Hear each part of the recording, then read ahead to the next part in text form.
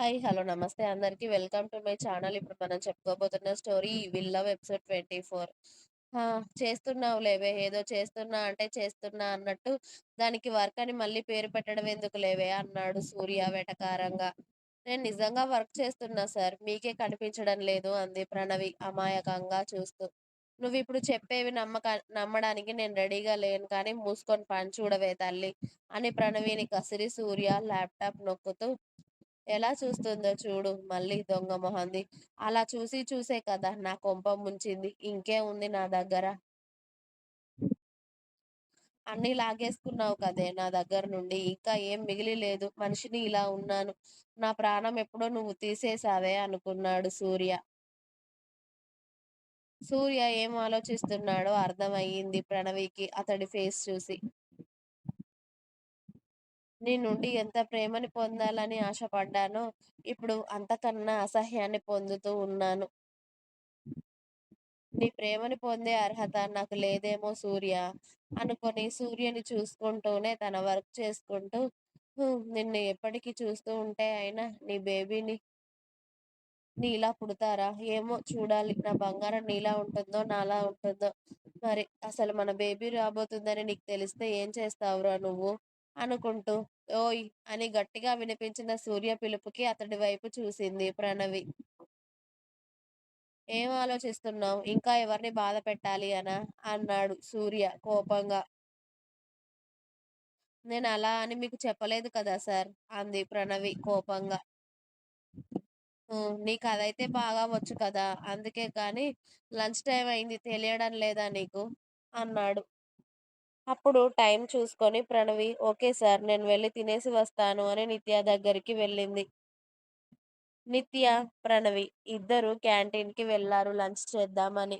కానీ మళ్ళీ ఆ ఫుడ్ స్మెల్‌కి ప్రణవికి కడుపులో దేవినట్టుగా అయిపోయింది. తిందామని బాక్స్ మూత తీసిందల్లా మళ్ళీ బాక్స్ పక్కన పెట్టేసి నిత్య ఆకలవుతుంది కానీ లోపలికి పోవడం లేదే. వామిటింగ్ సెన్సేషన్ వస్తుంది అని అంది ప్రణవి బాధగా.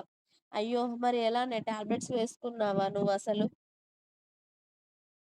మార్నింగ్‌నే వేసుకున్నా నిత్య. కానీ మళ్ళీ ఇలా అవుతుంది అంది ప్రణవి నీరసంగా. మరి జ్యూస్ ఏమైనా తీసుకురానా? నా ఫుడ్ కాసేపయ్యాక తిందువు గాని. ఆ! తీసుకురా కానీ నేను బయట తాగుతానులేవే. నువ్వు తిని వచ్చెయి. ఇక్కడే ఉంటే స్మెల్ పడట్లేదు అని తన చీర కొంగు ముక్కుకి అడ్డు పెట్టుకొని బయటికి వెళ్లి ఒక చైర్‌లో కూర్చుంది ప్రణవి. నిత్య జ్యూస్ తీసుకొచ్చాక ప్రణవి అది కూడా కాస్త కష్టంగానే తాగి, "ఇక నువ్వెళ్ళి తినేసి రావే. నా వల్ల నువ్వు ఇంతసేపు తినకుండా ఉన్నావు. మళ్ళీ లంచ్ టైమ్ అయిపోతుంది" అంది ప్రణవి. అబ్బా! ఏం కాదులేవే నాకు. నేనొక్క పూట తినకుండా ఉంటే. ఇప్పుడు నీకెలా ఉందో చెప్పు. కాస్త సెట్ అయిందా? అంది నిత్య. ఇప్పుడైతే ఓకే. కానీ ఏమైనా తింటే వామిటింగ్ అవుతుందేమోనే. నేను కాసేపు ఆగి తింటాను. నువ్వు వెళ్ళు అని ప్రణవి తిరిగి సూర్య క్యాబిన్‌కి చేరుకుంది. సూర్య తినకుండా ఇంకా వర్క్ చేస్తూనే ఉన్నాడు. ప్రణవి వచ్చి చైర్‌లో కూర్చోవడంతో సూర్య తన వర్క్ కంటిన్యూ చేస్తూనే ఇదేంటి ఇంత త్వరగా వచ్చింది అనుకుంటూ ఒకసారి సీసీ ఫుటేజ్ చూశాడు. ప్రణవి ఓన్లీ జ్యూస్ మాత్రమే తాగడం చూసి మళ్ళీ ఏం వచ్చి సచ్చింది దీనికి తినకుండా పడిపోయి ఇవాళ ఎవడిని కంగారు పెడదామని దీని నాటకాలు అనుకుంటూ కోపంగానే వర్క్‌లో పడ్డాడు. ప్రణవి కూడా సూర్య తినకపోవడం చూసి మీరు లంచ్ చేయరా సార్ అని నోటి వరకు వచ్చింది. మళ్ళీ మింగేసి ఇప్పుడు అడిగితే నాకే 4 దొబ్బులు తప్ప ఏం ఉండవు కానీ వీడెందుకిలా తిండి తిప్పలు మానేసి కూర్చోవడం? తిని వచ్చి వర్క్ చేసుకోవచ్చు కదా! ఏంటో వీడి పనులు మనకు అర్థం అవ్వవు అనుకుంటూ మొగుడు పెళ్ళాలు ఇద్దరు ఎవరి పనుల్లో వాళ్ళు మునిగిపోయారు. మధ్యాహ్నం 3 గంటలకు సూర్యనే ప్రణవిని చూసి తను లంచ్ చేయలేదు అని ప్యూన్‌ని పిలిచి 2 జ్యూస్‌లు తీసుకురమ్మని చెప్పాడు. అతడు 2 జ్యూస్‌లు తీసుకొచ్చాక ఒకటక్కడ పెట్టు అని ప్రణవి టేబుల్ చూపించాడు.